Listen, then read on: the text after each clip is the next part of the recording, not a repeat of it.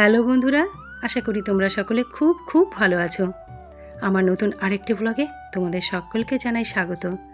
আজ তো মঙ্গলবার, আর এখন না সকাল 10টা বেজে গেছে, আর আমি আমার আজকের ব্লগ বন্ধুরা এই মুহূর্ত থেকেই শুরু করছি।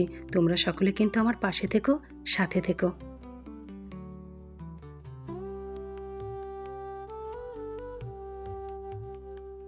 আর যেমনটি বলেছিলাম যে যেটুকু কাজ গাছের বাকি আছে সেটুকু আমি সকালে করব, তো সকালে ওই দিকটা সামলে চলে এসেছি গাছেদের সাথে কাজ করতে, কিন্তু রোদটা উঠে গেছে।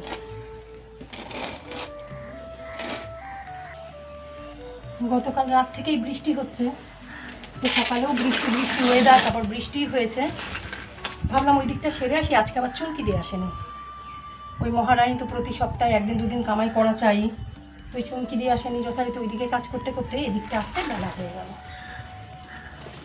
আর আমি ভেবেই রেখেছিলাম যে এই কাজগুলো আমি সকালে সারবো।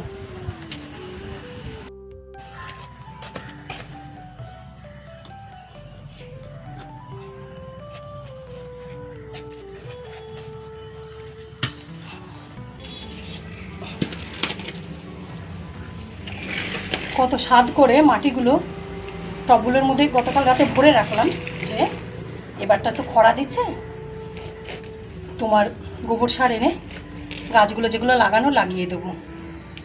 আজকে যা বৃষ্টি হয়েছে না, গতকাল যে মাটিগুলো রেখেছি আলগা মাটি ছিল, তো সব ধুয়ে বেরিয়েই গেছে অর্ধেক, জানো তো।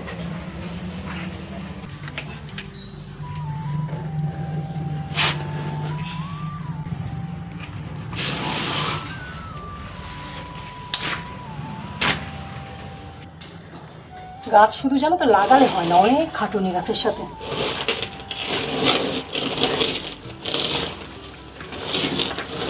কিন্তু খাটুনির ভয়ে তো ভালো লাগাটাকে ত্যাগ করতে পারি না, বলো। বড্ড ভালোবাসি আমি এই গাছগুলোকে।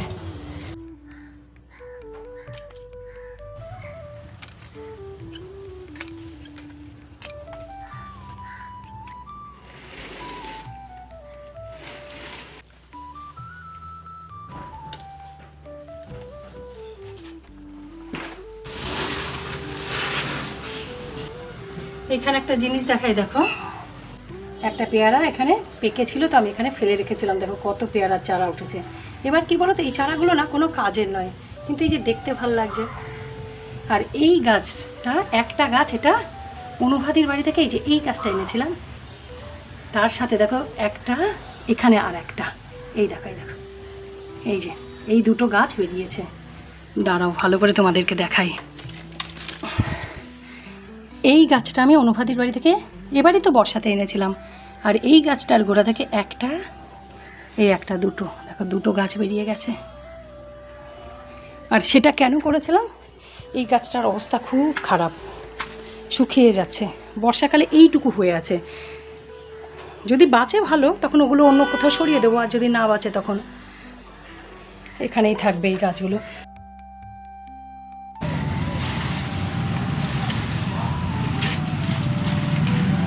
যেহেতু আমি তিন চারটে টব ওখানে রেখেছি, এবার তোমার জায়গার প্রয়োজন, কারণ ওইদিকে গাছে ভর্তি ছিল, তো ওই 3-4টে টবই ওই পাশে নিয়ে গেলে হতো। কিন্তু আমি তবুও কেন বলো তো, এই সব গাছ সরাচ্ছি। কী বলো তো, গাছেদেরও না জায়গা চেঞ্জের প্রয়োজন হয়। এই যে আমি সব গাছ সরাচ্ছি, এতে তো আমার বাগানটা না একটু অন্যরকম লাগবে। নইলে ওই একঘেয়েমি, এক গাছ একই জায়গায় একভাবে রয়েছে, ওটা দেখতে একটু একঘেয়েমি লাগে। এটা দেখতে একটু বেশি ভালো লাগবে। তবুও সব চেঞ্জ করা সম্ভব নয়, কারণ দেখতে বুঝতেই পারছো যে গাছটা একটু ভালো পরিমাণেই আছে, তো সব তো চেঞ্জ করা সম্ভব নয়, যে কটা করা যায়। আর এই দেখো আমার মহারানী, যেটা প্রায় শুকিয়েই এসেছে, আর যেটুকু আছে সেটুকু আবার হেলে পড়ে আছে। আর 1 মাস মতো থাকবে, তারপর পুরো শুকিয়ে যাবে। আবার এপ্রিল মাসে যখন বৃষ্টির জল পড়া শুরু হবে, তখন এই মহারানী আবার আস্তে আস্তে বেড়ে উঠবে। এখন একদম শুকিয়ে যাবে। আর এখানে না একটা পেঁপে গাছ হয়েছে, এটাকে তুলতে হবে। এটাকে না তুললে আমার গাছ গোড়া টোড়া যেটুকু আছে না, সব নষ্ট হয়ে যাবে। একটা বেল দিয়ে রেখেছিলাম, ওই পুজোর বেল। আর কিছুদিন তারপর নষ্ট হয়ে যাবে, শুকিয়ে যাবে। আবার নতুন করে এপ্রিল মাসের বর্ষার জলে তরতাজা হয়ে উঠবে। অনেকগুলো মাস সুন্দর হয়ে থাকে, মহারানী হয়েই থাকে। এখনও দেখো পাতাগুলো কি সুন্দর সুন্দর বেরোচ্ছে, যেটুকু বেরোচ্ছে। একটা পুরো সাদা, দেখো এক একটার এক এক রকম ডিজাইন। দেখো দেখো, এই দেখো, কোনোটার সাথে কোনোটার মিল নেই। খুব সুন্দর গাছ, খুব সুন্দর গাছ, এটা ভীষণ পছন্দের গাছ এটা।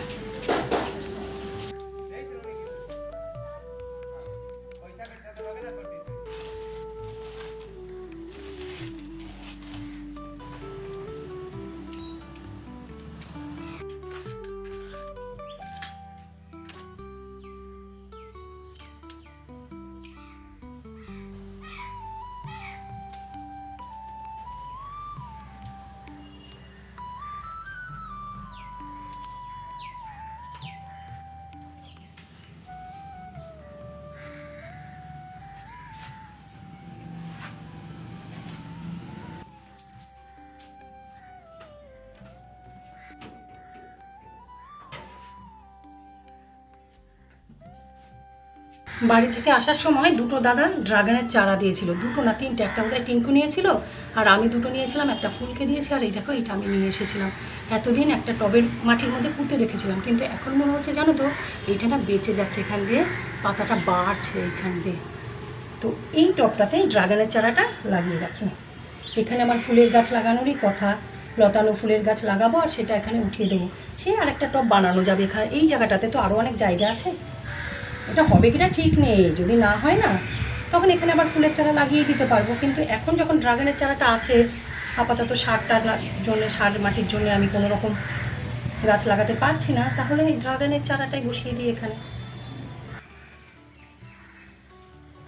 এইভাবে লাগিয়ে রাখলাম। দাদা বলেছিল শুধু শিকড়টা মাটির নিচে থাকবে আর বাদবাকি পুরো শরীরটা গাছটার সেটা মাটির উপরে থাকবে। তো যেরকম বলেছিল আমি সেরকমই লাগিয়ে দিয়েছি। আর একটা জিনিস তোমাদেরকে দেখাই, এই দেখো এইখানে এই গাছটা, এই নয়নতারা গাছটা দিয়েছিল ভূমিক কাকিমা, আর পিঙ্ক অরেঞ্জ মেশানো এই গাছ, এই ফুলটা দিয়েছিল গাছটা বৌদি, পাশের বাড়ি বৌদি। লাগিয়ে রেখেছিলাম একটা টবে, এখন দেখছি ফুটে আছে ফুল। এরকম কি বলো তো, এরকম তো বাগানে কত ফুলই ফুটে থাকে, কিন্তু আমার টবে না একদমই ফুল গাছ নেই। তো ওই গাছটাতে দু চারটে যা ফুল ফুটে আছে না, দেখতে বেশ ভালো লাগছে। এই গাছটা আমার সামনের দিকে ছিল, দেখতে ভালো লাগছে না, তাই এই পাশে নিয়ে এসছে। কারণ গাছটাতে না পাতা গজাচ্ছে, ওই পাশে কেন হচ্ছিল না বুঝতে পারছিলাম না, একটা পাতা হচ্ছিল না। এই শুকনো পাতাগুলো ছেটে দিই। পুরো গাছের কাজ যেটুকু ছিল না মোটামুটি আমি কমপ্লিট করে ফেলেছি। আর আমার সামনে দিয়ে মানে বাড়িতে যেটুকু আমার গাছ লাগানো বা বাগান করার ইচ্ছে ছিল সেটুকু আমি মোটামুটি সারতে পেরেছি বা করতে পেরেছি। এখন এই গাছগুলোকে সুন্দর সুস্বাস্থ্যভাবে ভালো করে যত্ন করে রাখার দায়িত্ব আমার। আর এই যে আমি মাটি ভরে ভরে রেখেছি, অনেক কষ্টে টবগুলো বানিয়েছি, তোমরা দেখেছো। এইখানে একটু সার দিয়ে দিয়ে সুন্দর সুন্দর গাছ, ফুল গাছ লাগাবো, তাহলে আমার এই বাগানটা আরও সুন্দর হয়ে যাবে।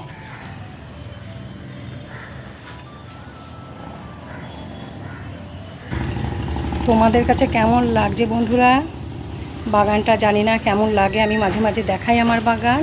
তবে হ্যাঁ, আমার কাছে যতটুকু করতে পেরেছি পুরোটাই নিজে করেছি, তো নিজের হাতে করে একটা একটা গাছ লাগিয়েছি, কোনোটার ডাল লাগিয়েছি, কত টব নিজে বানিয়েছি, কত বালতি দিয়ে টব বানিয়েছি। তো সব মিলিয়ে এই বাগানটা আমার কাছে অনেক সুন্দর, অনেক শান্তির জায়গা, খুব ভালো লাগার জায়গা। এই একটা একটা গাছ সব আমি নিজে তৈরি করেছি।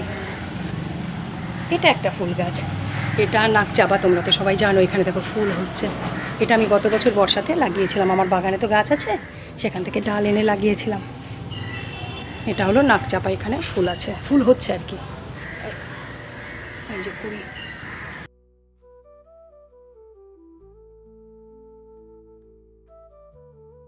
আপাতত আমার গাছ বন্ধুরা এই পর্যন্ত এসে গেছে। দেখো কি সুন্দর লাগছে না দেখতে এই জায়গাটা, এই জায়গাটা কিন্তু দারুণ লাগছে দেখতে। এইগুলো বাইরে ফেলে দিয়ে আসি, কাজের অনেক সময় কাজে লাগে। আর মোটামুটি এই জায়গাটাও পরিষ্কার করে নিয়েছি, গাছের কাজও হয়ে গেল। আজকের মতো এইখানেই, এখন কয়েকটা জামা কাপড় ধুয়ে মেলবো, তারপর স্নান করবো, পুজো করতে যাবো।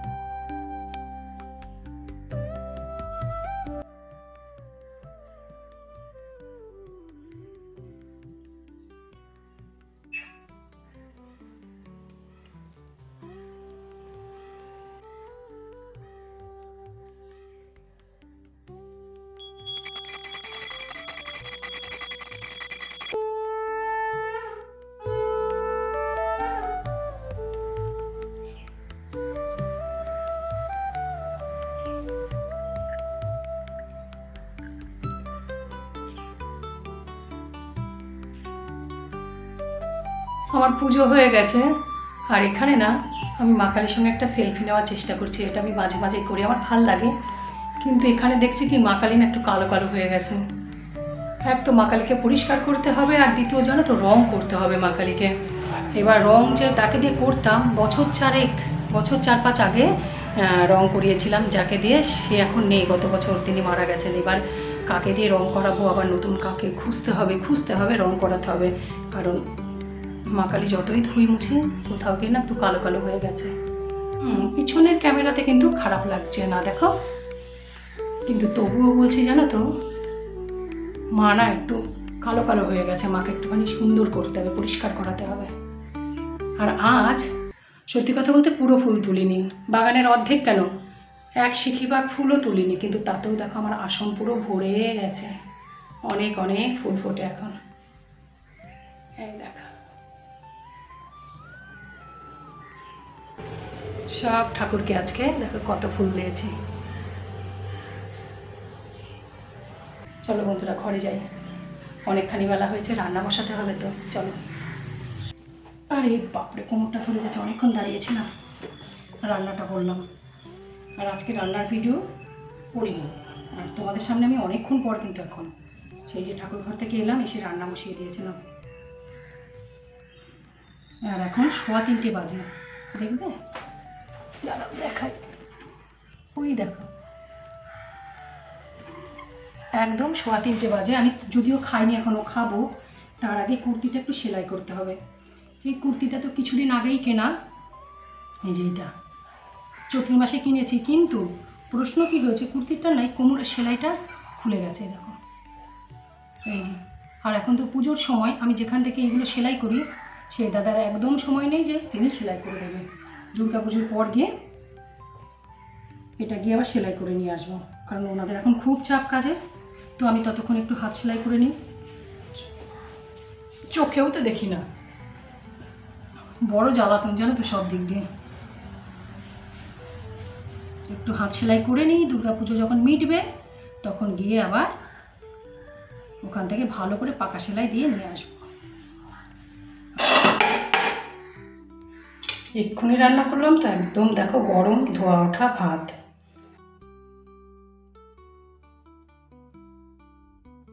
আজকে কি কি রান্না করেছি, গরম গরম ভাত, এইখানে দেখো আলু সোয়াবিনের তরকারি করেছি।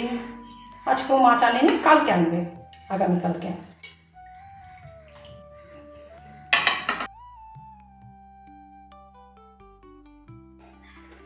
এইখানে বাঁধাকপি করেছি, যেটা আমি এখন খাবো না, খুব যত্ন করে সুন্দর করে করেছি। দেখো দেখেই মনে হচ্ছে না ভালো হয়েছে খেতে, সত্যিই ভালো হয়েছে, কিন্তু এখন আমি খাবো না। আর এইখানে আমি আলু আর উচ্ছে ভেজেছি, যেটা আমি খাবো। আর বেশ খানিকটাই নেব, কারণ এইটা আমার টানছে, মানে আর তাছাড়া আমি ভালোবাসি গরম ভাতে আলু উচ্ছে ভাজা। আর কিছু করিনি, ডাল আছে, সেটা আর বাড়ি করিনি। রাতে যদি ডালের সাথে একটা ডিমের অমলেট করতে হয় কি হয়তো করতে হবে, সেটা তখন রাতে দেখা যাবে। জানো তো আমি না মেঝেতে খেতে খুব ভালোবাসি, বিশ্বাস করো। যেদিন আমি খাওয়ার ভিডিও করি না, মানে আমি খাচ্ছি সেই ভিডিও করি না, তখন আমি মেঝেতেই খাই। এর আগে জানো তো আমি মেঝেতে খেতাম, কিন্তু দেখেছি ভিডিওতে, দেখতে বড্ড বাজে লাগে মেঝেতে বসে খাওয়া, তাই জন্য এখানে খাচ্ছি। টেবিলে খেতে আমার একটু অসুবিধে হয় না, কিন্তু যদি বলো শান্তিতে খাওয়া, সেটা আমার মেঝেতে বসে ইচ্ছে করে। আর এর সাথে আমি আমার আজকের ব্লগ এখানেই শেষ করছি। আর তোমরা যে যেখান থেকে আমার ব্লগটি দেখছো, সকলে কিন্তু ভালো থেকো, সুস্থ থেকো। তোমাদের সকলের সঙ্গে আমার আবার দেখা হবে নতুন ব্লগে। Bye, tata.